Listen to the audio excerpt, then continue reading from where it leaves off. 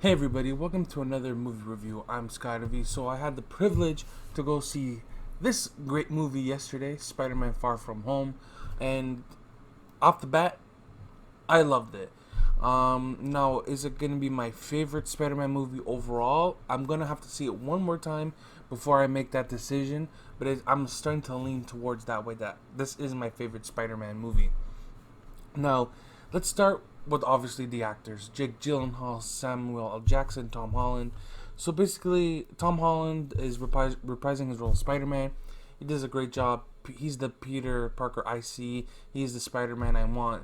He did another great performance as the web crawler. No problem with, and his relationship with Zendaya or MJ. They built more on that relationship, and yeah, it was great. Jake Gyllenhaal blew it out of the park. When Jake Gyllenhaal was on screen, man, Mysterio, man, he stole the show in some scenes, man. I don't want to spoil it because this is non-spoiler, but man, there's some sequences in that movie that you would see in the TV shows or in the video games, man. That some of those sequences just blew my mind. The CGI was great. I had no problems with the CGI.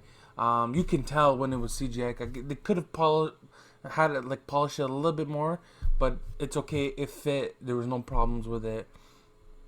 Um, the the story of the kids coming back after 5 years. They do explain it a little bit during the opening scenes of the movie, but it's very quick. And the one thing I didn't like is they called the snap the blimp.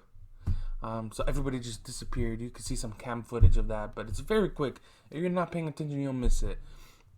I'm not a fan of how they called it blimp, and it was weird. And it was just I loved it from beginning to end.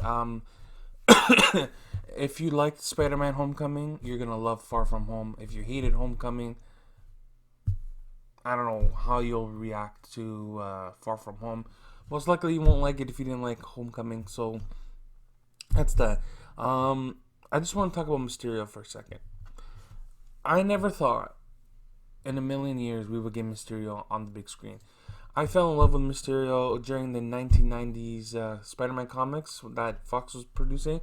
He was creepy. You see the bull, he was doing magic tricks, and Peter Parker's like, yeah, I'm not buying that crap.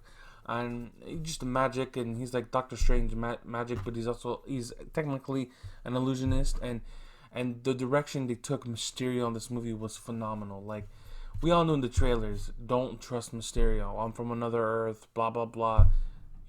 Us comic book fans, we know not to trust Mysterio because he's a liar and a deceiver. So the general audience, when they see Mysterio, oh okay, he's a bad guy. He's gonna team up, or he's a good guy. He's gonna team up with Spider-Man, stop the Elementals. That's not the case. You're in for a whole 360, my friends. Jake Gyllenhaal, because Jake Gyllenhaal is such a great actor in a way that he can perform he can be kind and loving, supportive, and then the next scene go total 360 and go right against you, stab you in the back, and cause chaos. And basically, he did that, and he we all have we all have our motivation to do what we do.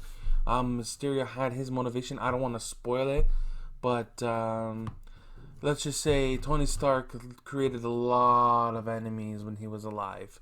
But it was great. Jake Gyllenhaal, man, he nailed it, man. I don't know, like I loved Mysterio. I think Mysterio is one of my top villains now.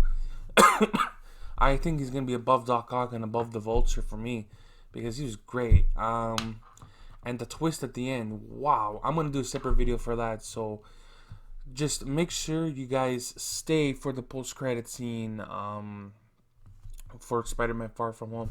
There are two. One is it just blew my mind. Like when I saw what I saw on the screen, I'm like, holy crap! I cannot believe they just did that. And then the second post-credit scene is world building for potential sequels in the future. I'll be making separate videos for those, but Spider-Man: Far From Home, easily one of the best Spider-Man movies to date.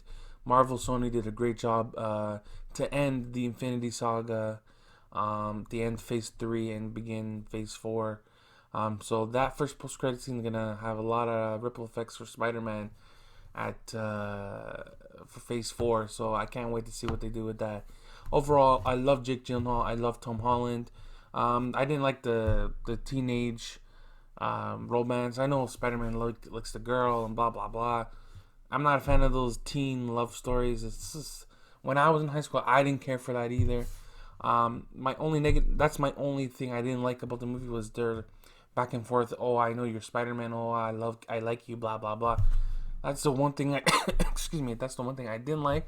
But overall, the CGI, Mysterio, the scenery, everything I like. John Watts is getting comfortable in what he's doing in Spider-Man and which direction he wants to take the character. I'm fine with it. I'm all for it. So, if I were to give this movie out of 10, I'm going to give it a 9 because it was great. I still enjoyed Avengers Endgame more, obviously, but a lot of things reference that movie, and it's very nice what they did in the beginning of the movie. So yeah, overall, I like the movie. I give it out a 9 out of 10.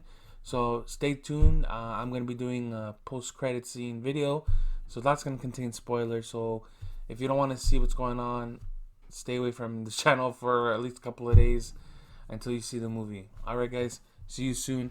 Be good. See you next time.